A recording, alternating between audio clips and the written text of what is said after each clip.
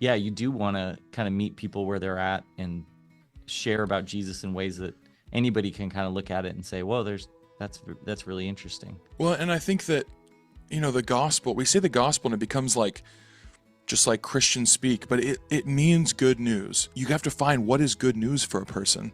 Yeah, What pain are they in that you have good news about? Because Jesus is the answer to all of those things. The Bible does have theology to it. It does have a system to yeah, it. It does have truth to it.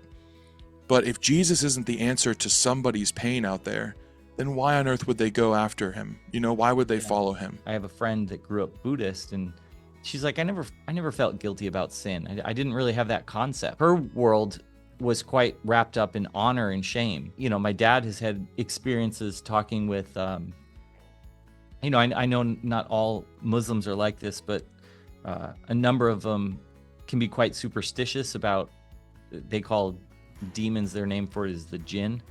Hmm. And, he was in a mosque sharing with people and, sharing his story in kind of a Western way, and how Jesus came in and gave him an identity, and it was very individualistic, and he realized it was just falling totally flat. And he was wrestling with self-hatred and not feeling like he had any worth. And then it dawned on him, oh, I should talk to them in their worldview. And so then he started explaining it like, man, I had these voices, these dark voices that would come to me and say, hey, you don't have any value. You should kill yourself. You should hate yourself. And then their eyes lit up and they're like, oh, you hear from those dark spirits too. And it clicked for them. They're like, whoa. And, then he explained the gospel in terms of Jesus. He has power over this darkness. He can set you free from this darkness. And they're like, Hmm. tell me more. But when it was kind of that Western view of the gospel, it just didn't resonate in their heart. Right.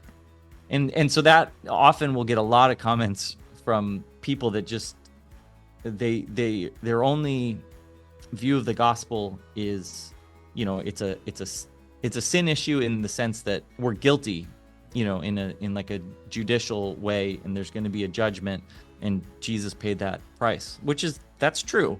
But Right. I think the gospel is bigger than that. It has to do with, Jesus has power over creation and broken bodies and disease and demons, and he can restore shame in those shame honor cultures. Like his identity that he gives people can take someone that's an outcast and done something to bring dishonor on themselves and their community, that he can restore them.